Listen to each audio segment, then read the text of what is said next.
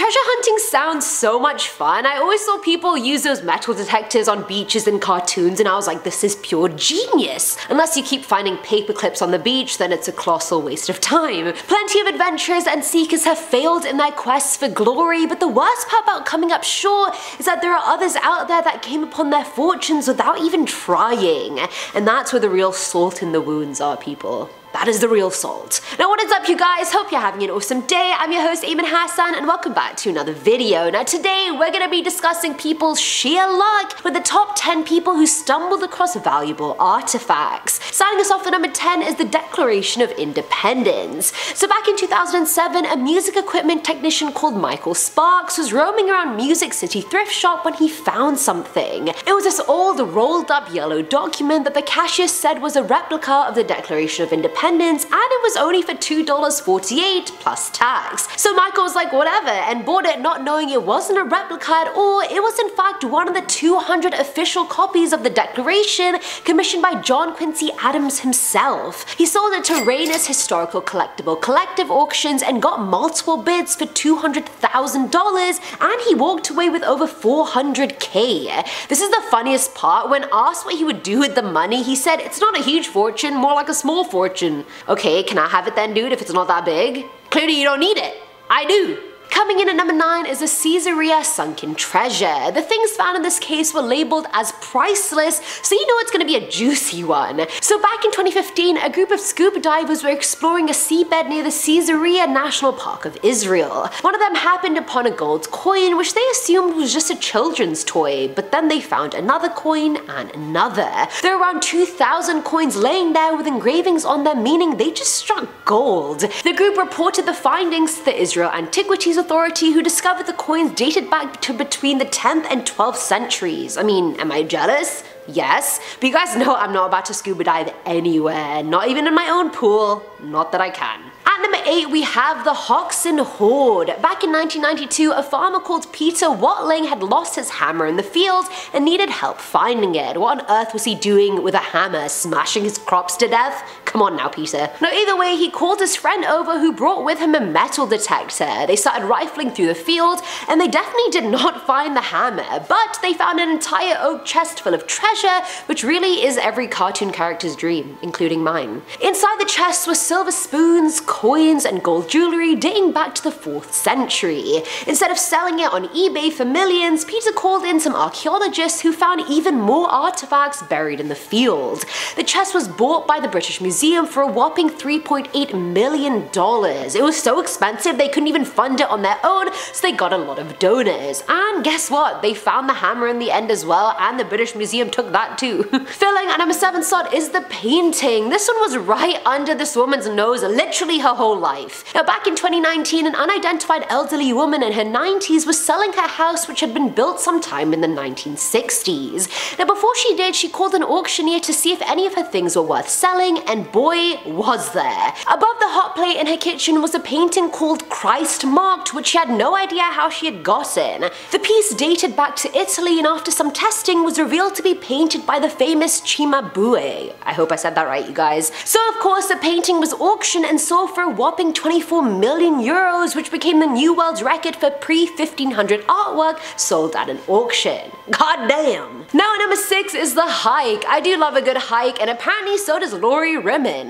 Back in 2016, she went for a walk in Eastern Galilee, and unbeknownst to her, she passed through an archaeological site. Something shiny caught her eye, and she ended up finding an old coin. Thinking it could be something, she gave it to authorities who found out the coin was not only 2,000 years old, it was also one of a kind. I swear if I had found it, I would have literally left it and continued walking thinking it was just some rusty coin. Now this one was minted during 107 AD in Rome and had 2 Roman emperors on it, Augustus and Trajan. Usually coins just had Emperor Trajan's face on it, so the fact it had both was just mind-blowing. Coming in at number 5 is Kid Icarus. Have your parents ever wanted to throw away your childhood car models or like Bratz and Barbies, and although you know you're never gonna play with them again, you refuse to let them do it and just let them throw them away? Yeah, it's kind of like that. That's also me, by the way. So last year, Scott Amos finally went to his childhood home in Humboldt County to clean up and pick up his childhood memorabilia. While up in the attic looking through boxes, he found an unopened copy of Kid Icarus in the box in the JCPenney bag with the receipt. And if you don't know what Kid Icarus is, it was this insanely cool Nintendo game from 1987. Apparently it was bought in December of 1988 for $38.45. This is a massive find, especially for people who collect games and authentic memorabilia, and Scott knew that. There's less than 10 sealed copies of this game in the world, so those are the stakes, people. He called a few video game experts who said the game would be worth a lot, and he ended up auctioning it off for $9,000. Good on you, Scott. And yes, it is an artifact, I don't care what you say. At number 4 is the CUERDALE HOARD. The year was 1840. The setting was River Ribble in CUERDALE, England. A group of workmen were fixing the river embankment when they found an old lead box. Perplexed, the men opened it to find over 8,600 pieces of Viking treasure, from silver ingots, coins, jewelry, vases, etc. Origin locations traced from Italy, Scandinavia, Byzantium, and of course the English Viking kingdoms. It was such an incredible find that it was given to Queen Victoria, and if you're wondering, yes, each of the workmen grabbed a coin before handing it in. Gotta obviously, you know, survive. Longevity. These people probably have kids and families. Filling at number 3 slot is Depression era money. So back in 2007, a woman named Amanda Reese was remodeling her home when her contractor came across 2 boxes in her wall containing stacks of cash. The notes almost looked like Monopoly money, but were actually from the 1930s. The money was worth around $182,000, and believe me when I say everyone and their mum wanted some of it. The contractor rightfully so, because he's the one that found it. Amanda, okay, I get it, and even the former house owners wanted their claim. But before anyone could get to it, Amanda spent all of it storing just $18,000 in a safe deposit. The contractor claimed this was stealing, which I don't disagree with him on. Finders keepers, am I right? But then again, it's her house, so I don't know. I don't even know. The former owners have no leg to stand on though. Like, hello, you sold the place. How are you gonna come back and ask for the money now? Now at number 2 is the temple. Back in 2009, while on vacation in Montenegro with his family, 16-year-old Michael HOXNE did a bit of snorkeling. I've done it once and it was terrifying. I couldn't see through the water at all, and I held on to the instructor the whole time, to the point he actually pushed me away and told me to let go. I was 12. Anyway, traumatic flashback over. We'll deal with that in therapy. Now while looking around, Michael saw a bunch of rocks in the shallow, and they weren't jagged, they were weirdly cylindrical. Even still, no one really think twice about it, but Michael was trained well by his archaeologist of a dad. Charles quickly discovered it was a building on the seafloor with fluted pillars that made it seem like a temple or basilica. The untouched artifact dates back to as early as 3 BC, which is crazy. And finally at number 1 is Venus de Milo, or Milo? Correct me if I'm wrong, guys. Now, I've always loved looking at pictures of Michelangelo's marble sculptures, and I must see them in real life one day. And this guy didn't even have to go out of his way to find a sculpture. So back in April of 1820, a peasant farmer called Yorgos Kentrotras was scavenging for stone in the ruins of Milos when he came across something else entirely. Also, yes, kudos to me for saying that name on the first try. Yeah. What he unearthed was the armless beauty that is the Venus de Milo, made by Alexandros of Antioch sometime between 130 and 100 BC. So people haven't been able to agree on who the statue depicts. Some say it's Aphrodite, the Greek goddess of love and beauty, and others believe it's the sea goddess Amphitrite. Regretfully, I don't know what either one of them looks like, so beats me. And that is it for today's video, guys. Before we end this video, I'm going to be shouting out some comments from top 10 scary teachers that took things too far, part 2. The first one comes from Rafael Lemus, who says, "Love you, Eamon, shout out from Texas." Oh, thanks!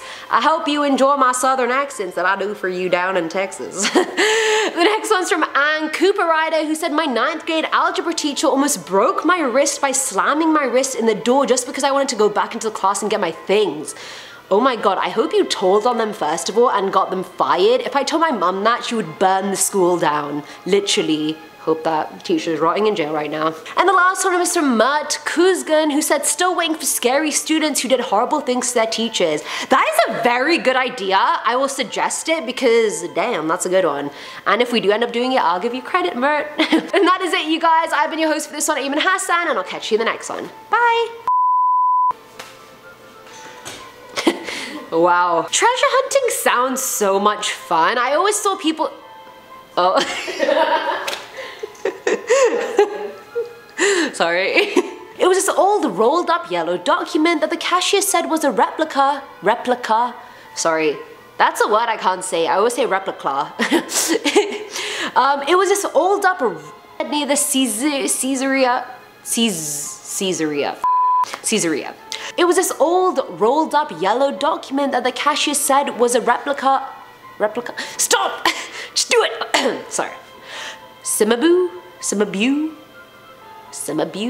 Do I have time to quickly check that pronunciation?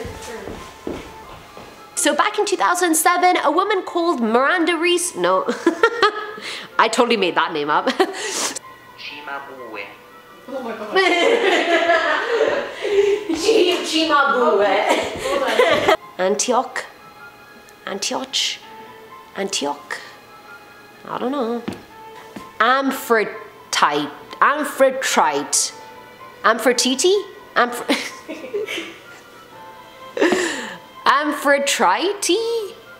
Amphitrite? Okay. Amphitrite pronunciation. Bear with me, guys. Amphitrite. I was so close, I knew it. Amphitrite. Okay.